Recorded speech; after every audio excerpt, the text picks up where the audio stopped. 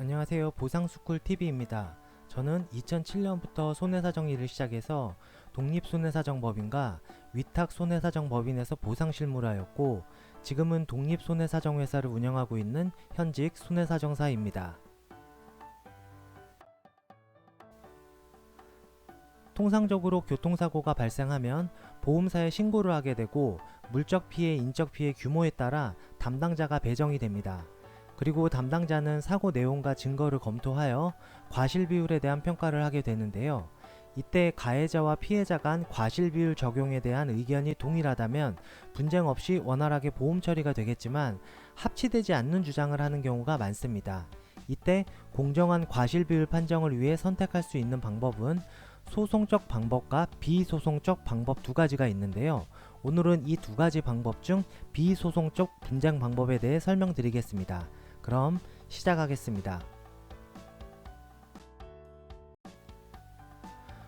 교통사고 과실비율 분쟁 방법 중 비소송적 방법은 과실비율 분쟁심의위원회를 통한 심의 진행입니다. 이 과실비율 분쟁심의위원회는 13개 손해보험회사와 6개 공제사에서 맺은 자동차보험 교통사고 분쟁심의에 관한 상호협정을 근거로 하여 자동차 사고와 관련하여 발생하는 과실비율 분쟁을 공정하고 신속하게 해결하기 위해 2007년 4월에 설립된 민간심의 결정기구입니다. 심의 대상 사건은 보험사에 접수된 교통사고 건 중 다른 보험사 간 분쟁건으로 심의 대상을 국한하고 있었지만 현재는 동일 보험사 간 분쟁도 심의가 가능하고 자기 차량 손해담보 미가입 분쟁건의 경우도 심의 의견을 받을 수 있습니다.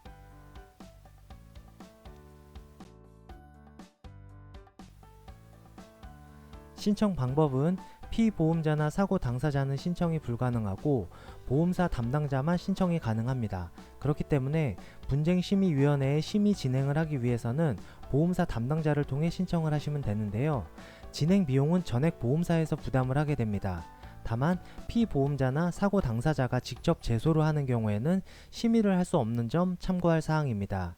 교통사고 심의 진행 기준 근거로는 자동차보험 표준약관 별표 3에 보험업 감독 업무 시행세칙 별표 15에 명시된 과실비율 인정 기준과 관련 법령 및 판례이며 본 위원회 소속 변호사 45인이 사건을 배당받아 진행을 하고 있습니다.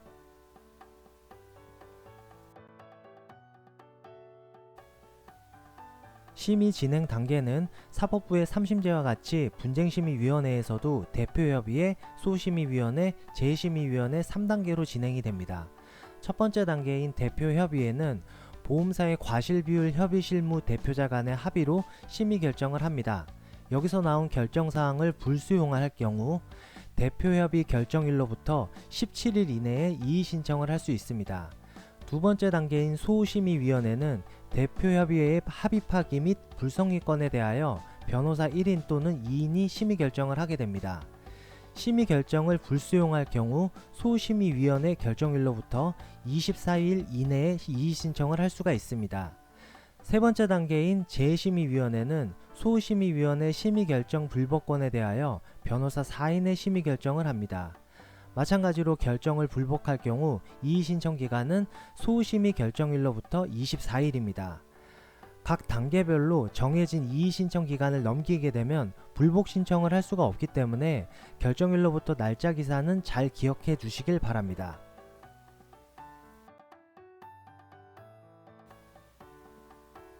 위원회의 심의 결정의 효력은 보험사와 개인의 경우 다르게 발생합니다.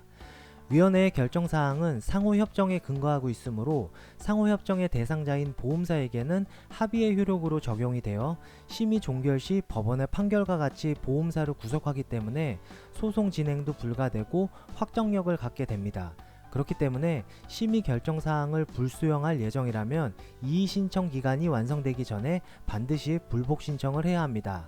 하지만 심의 진행이 단기간에 결정되는 것이 아니라 통상적으로 짧게는 1, 2개월, 길게는 3에서 6개월까지 길어지게 되므로 본인의 심의사건 조회 제도를 통해 불복 신청 기일이 지나지 않도록 진행 상태를 꼼꼼히 확인을 해야 합니다. 심의사건 조회 방법은 과실비율 분쟁심의위원회 홈페이지에서 심의번호를 입력하면 실시간으로 완료, 진행 중, 보류, 치와, 4단계로 진행 상태를 확인할 수 있으므로 본인 사건이 진행 중이라면 꼭 참고하시길 바라겠습니다. 심의 결정 사항이 보험사에게는 기판력을 가지지만 피보험자나 피해자의 경우 상호 협정자가 아니므로 구속력이 없어 보험사로부터 전달받은 심의 결정에 불복하는 경우에는 보험사의 보상금 지급을 취소하고 소송을 진행할 수 있는 점 숙지하시기 바랍니다. 여기까지 해서 교통사고 과실 비율에 대한 비소송적 분쟁 방법에 대해 알아봤는데요. 마지막으로 정리를 해보면, 첫째, 과실비율 분쟁심의위원회를 통해 심의 진행이 가능하다. 둘째, 보험사 담당자를 통해 심의 신청을 진행을 해야 된다. 셋째, 대표협의회, 소심의위원회, 재심의위원회를 통해 심의 의견이 확인이 가능하다. 넷째, 마지막으로 이의 신청 기간이 지나지 않도록 심의사건 조회 기능을 이용해 수시로 경과기일을 체크를 할 것입니다.